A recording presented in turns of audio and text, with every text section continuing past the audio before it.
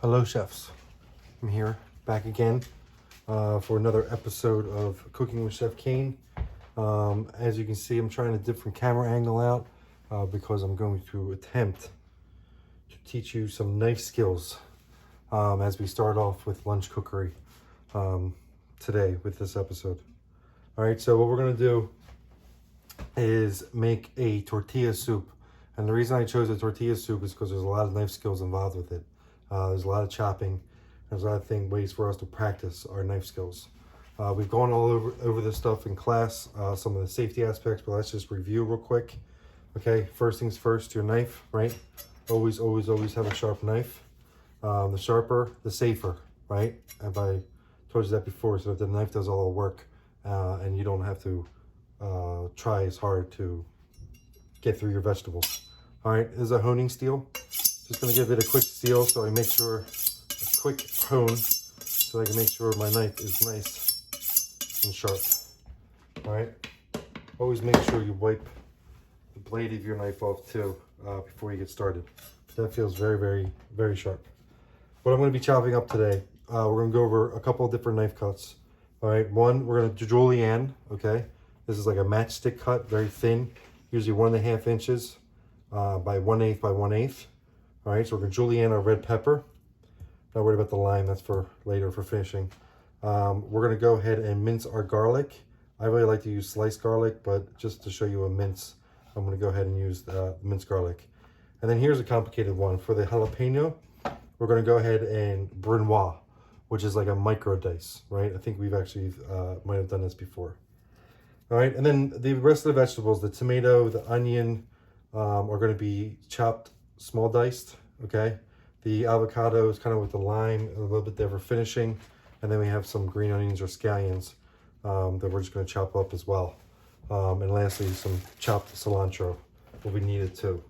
All right, so we're gonna julienne our red pepper and we're gonna julienne our tortillas, which are gonna also be a big part of this recipe. All right, so let's get into it. Always start off with washing your vegetables in cold water.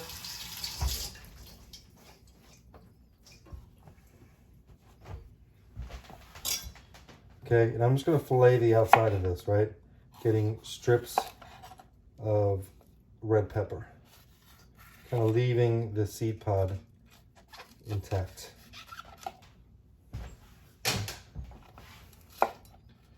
Okay, you can keep the scrap pieces, use it for compost, use it for stock. You can throw it right into your garden. Maybe some peppers will grow.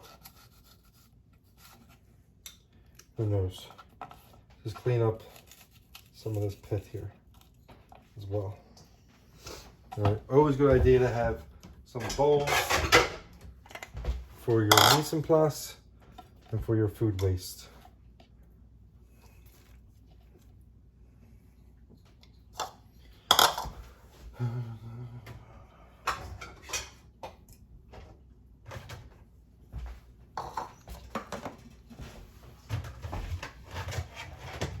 Grab whatever containers I can get my hands on right now. All right, so now that I have them in strips, you can kind of see I'm about 3 inches long, right? So I'm looking for about 1.5 inches. So I'm gonna cut these in half, all right? Then I'm gonna go ahead and take my pepper, keeping my knuckles out, my fingertips back, right? I'm going to julienne will chop up my red pepper. Okay, that is a julienne, about 1 inch, 1.5 inches to 1/8. All right, it's also known as a matchstick cut. So this is a matchstick. All right, I'm gonna take this and put it aside. We're gonna move on to the next vegetable. Another thing I didn't mention earlier, as well as having a sharp knife, you obviously, if you have long hair, you want to put that back into a ponytail. Keep it away from the food. And then underneath your cutting board, you should have something as well, which I don't. It will be a wet towel or wet paper towel. The reason I don't is because I have a rubber-sided board, and you can clearly tell that my board isn't sliding too much. If it does start to slide on me, because maybe the rubber's wearing off, I will go ahead and add a wet towel underneath it. All right, now for the garlic. Go ahead and hold your knife sideways right against it, okay? Using the palm of your hand, go ahead and give it a smack, right? Or a good solid crush. That's gonna release some of the oils. Again, keeping your fingertips back and your knuckles out. You're just going to go ahead and start chopping over it in a rocking motion, all right? Notice how I'm holding my knife, right? I'm actually holding the blade itself, using the handle just for balance, okay? Lastly, when I'm mincing, you can put your hand on top here like so, and just do this rocking motion. The knife actually never leaves the board at all, okay?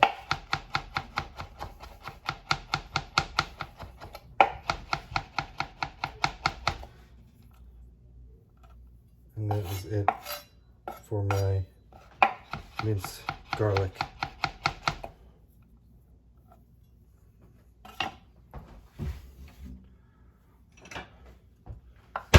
All right, I will go ahead off camera, mince the rest of that in a little bit. All right. Anytime you get garlic on your hands, you're going to want to give them a little bit of a wash. It gets sticky.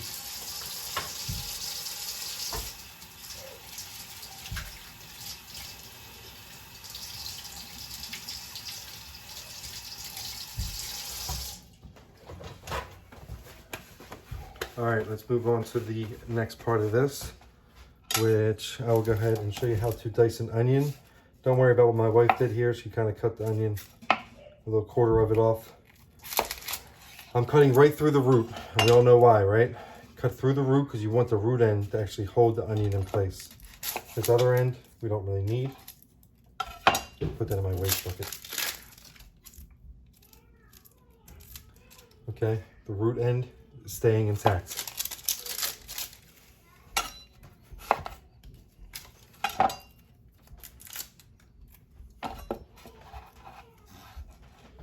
Now, I'm going to go ahead and execute a small dice. Holding the very top of this for leverage, I'm going to make my horizontal cuts. About 3. Okay. Then I'm going to turn it again, keeping my knuckles out, my fingertips back. I'm going to use the tip of my knife to make my vertical cuts. I think about 4, maybe 5, depending on the size of your onion. Turning again one more time. Knuckles out, fingertips back. I'm going to go ahead and finish my dice. If the recipe does not say, if it just says chopped, you most likely want a medium dice, okay? I am using something close to a medium dice there myself, okay?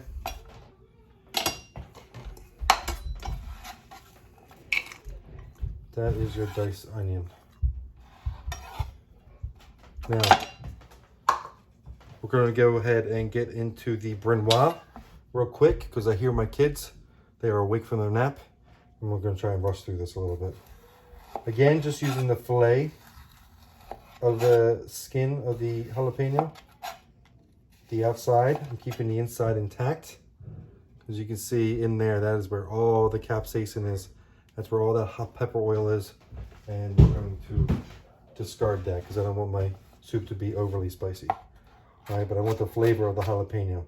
I'm going to go into this now with my fingertips back, my knuckles out, and just kind of make a julienne cut, right, which we saw earlier with the red peppers. A matchstick cut. And then I'm going to turn it, and I'm going to finish that cut. I'm just doing the exact identical size, 1/8 by 1/8. And this would be like a micro dice, or in French terms, cooking terms, that would be known as a brunoise. Kind of in between a mince and a small dice. A brunoise. B-R-U-N-O-I-S. Brunoise. All right, let me get something for that.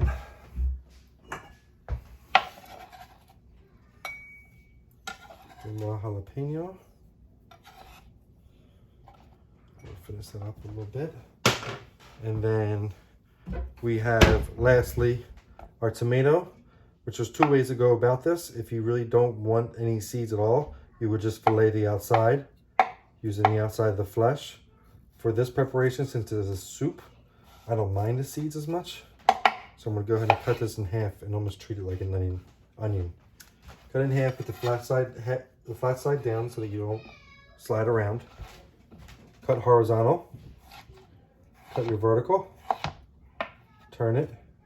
Fingertips back, knuckles out. Using your knuckles as a guide. I'm going to finish my dice. About a medium dice. Okay, I'll show you on this one again. I only went vertical once. Horizontal once, I mean. Vertical about 3 times. Turn it. Finish my dice. Okay.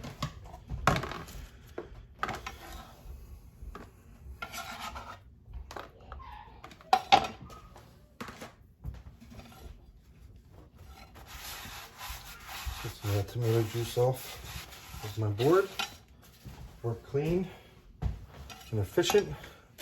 All right, let's go ahead and chop some herbs, but actually first, okay, there's my washed cilantro. Now, scallions. Anything that looks like it's bruised or damaged or just not firm at all, go ahead and pick off and discard. I would discard your tops of the scallion. Notice I'm keeping the rubber band on. I'm kind of using that to my advantage. It'll hold the white part together for me.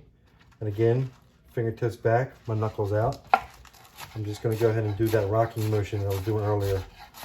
Nice and slow. The tip of the knife actually never leaves the board. And I rock through right to the back end of the knife. Okay, I'm just going to cut these into rings, essentially. Moving my fingertips back, keeping my knuckles out. And as I get to this white part, I try to cut it a little bit smaller because it does get stronger in flavor the further back you go. Okay, and that is our scallions. And then lastly, real quick before we go, I'm going to show you some of the chopping of the cilantro. Much like the mincing of the garlic, I'm going to go ahead and just rock my knife right over top. Notice I have some of these small stems still intact. There's actually a lot of flavor in there. Totally okay for you to leave that. The big, fat, ugly stems is really what you want to discard. They're very fibrous and not going to be fun to chew later on. So go ahead with that rocking motion. My tip of my knife never really leaving the board. I'm just using the back end. I'm going to go over it a few times. And actually pretty gentle, even though it doesn't look like I am, because I don't want all the flavor to go into the board, right? I want all the flavor to stay in the leaf. So actually the sharper your knife and the less pressure you put down, the better off you're going to be with your herbs. Okay? I'm going to go ahead and stop there.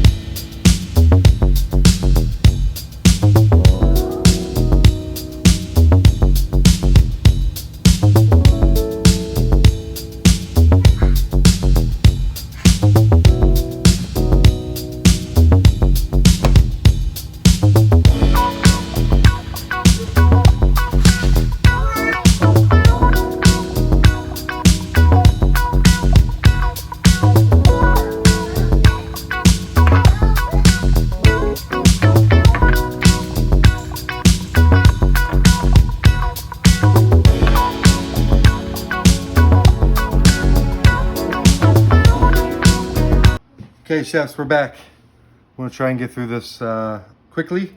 I basically added a couple tablespoons of oil to my pot. I'm going to start off with some of my minced garlic.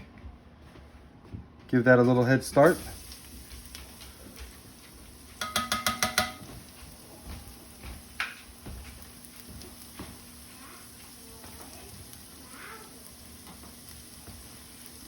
I know I just pulled one out, but I lost it.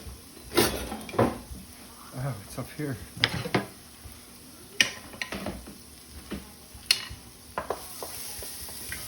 All right, as soon as you start smelling that aroma start to come out and you start seeing a little bit of golden brown pieces of garlic, that tells me I'm ready for my jalapeno.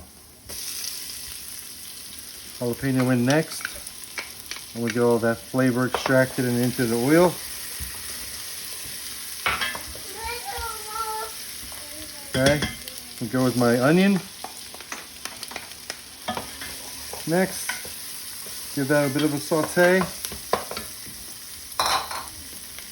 Now I have a moment to go ahead and season. Very important to season in the beginning and the end. Some might even say the beginning, the middle, and the end. A little bit of cumin. A little bit of chili powder. Just a touch of cayenne. Now I'm looking for my onions to start turning translucent. Maybe even start to show a little bit of color before I go in with the rest of the veg. Also, what you might have saw in the fast forward time lapse earlier was I showed you the chicken. It was seasoned with basically all the spices you see here, coated in some oil and placed in the 375-degree oven. That is in the oven baking right now as we speak. So I'm going to turn this into a chicken tortilla soup. You don't have to do that. If you want to get good protein, you could simply add black beans instead of chicken, or you could add both, black beans and chicken.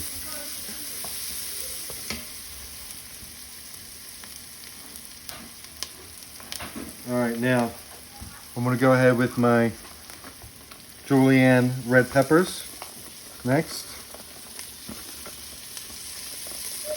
I want to start to get those a little bit softer.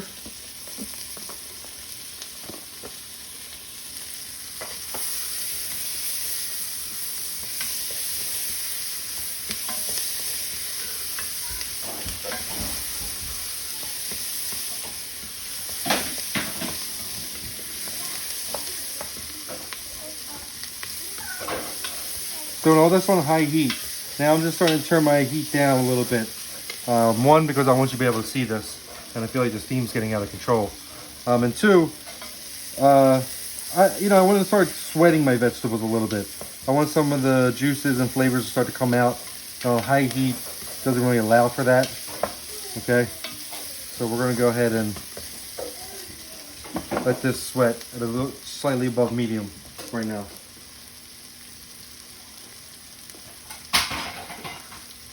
All right, now at this point, the only other things I got to do is basically add my broth. These are my finishing vegetables, the scallions and my cilantro, as well as my tomatoes can go in at the very end. My base is basically what you see here, these vegetables.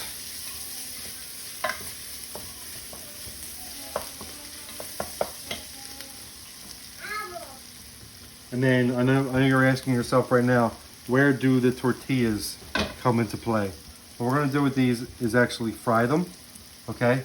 Season them with some salt and pepper, and then garnish on top of our soup with some freshly fried tortillas. Another version of this soup, you would actually add this corn tortillas right in, and the masa from the tortilla actually acts as a thickener, but you would have to puree the entire soup once you do that, so it becomes like a thicker consistency. And all the vegetables, you don't see them as pretty as you do here. They all get kind of pureed with a stick blender. We're not doing that. We're keeping ours brothy, at least this time. All right, now I think I'm ready. I'll go ahead and start adding my broth.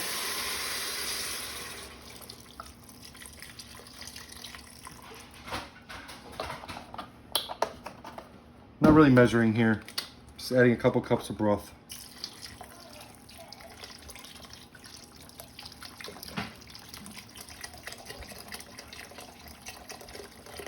I think that's good.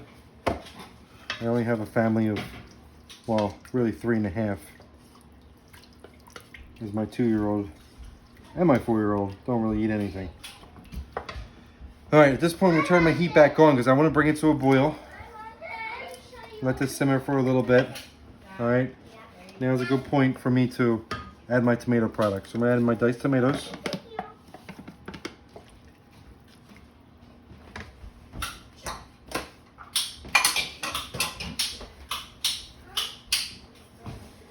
I'm going to open up my can of tomato sauce and add about a cup of that.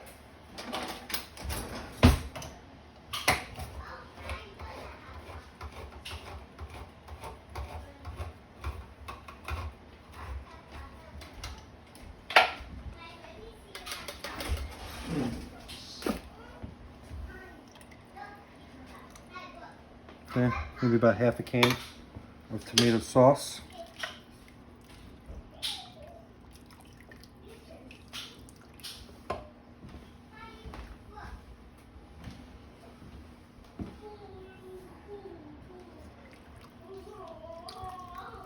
And just like that, I'm already nearing the end.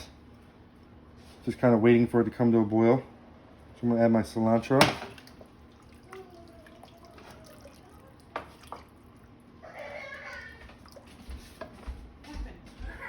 Handful of scallions.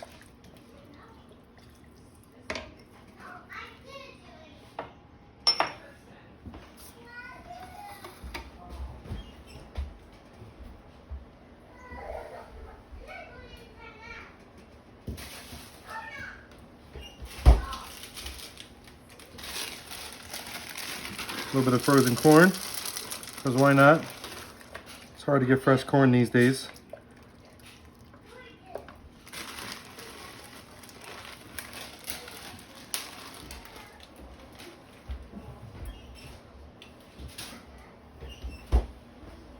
Hopefully you can see how beautiful this looks, right? I'm gonna let this simmer for a little while, adjust my seasoning with some more of these spices over here, okay? And come back and show you the finished plate.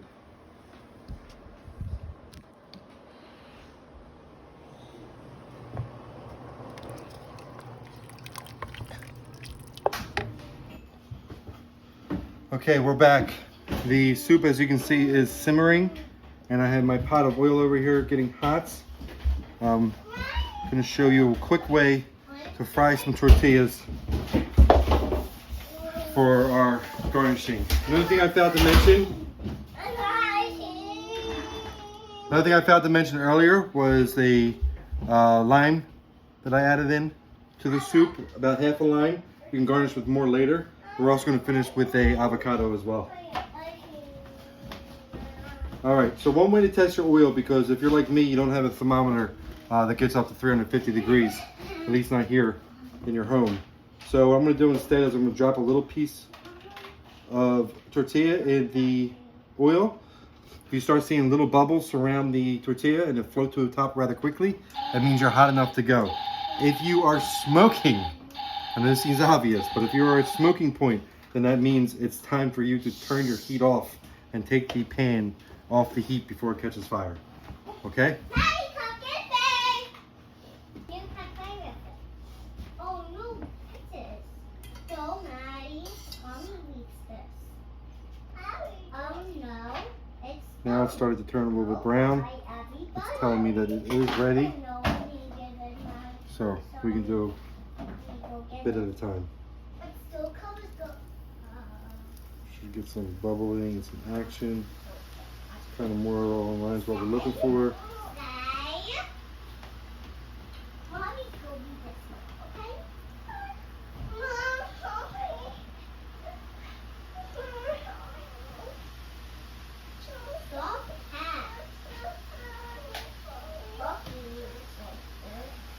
The deeper the pot, the better.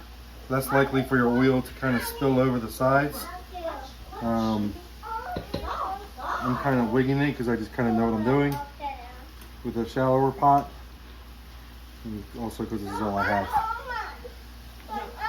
Looking for a light brown color. Once you get that light brown color, that's an indicator that you're ready to pull the tortillas out, and season immediately while they're still wet in oil with some salt, pepper, and optional cumin.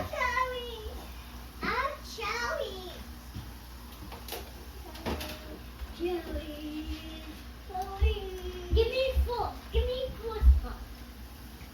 Give me fork, Mommy, please. Mom, I take some juice away with it. Please.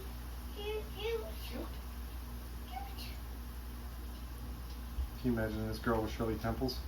Can you just sprinkle a little bit? No one? I know one. I know one. No one? No one?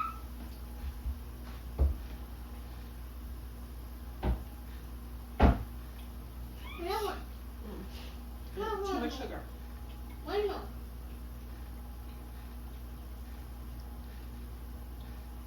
As the bubbles begin to subside, that's your first indicator that they're getting ready to be pulled out of the oil.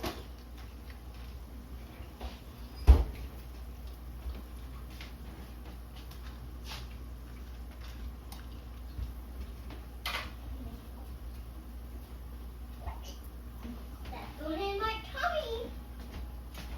Now, tummy. Now, tummy. Very, very light brown color. Because as they come out, they're going to continue to cook and they're going to continue to get darker. We got jelly. Over. Man, see that over there? It's A little salt, Actually, a little pepper. Okay, and again, optional, you can put some cumin on there too. You see that? So that is your finished fried tortillas. I will be back once I have them all completed.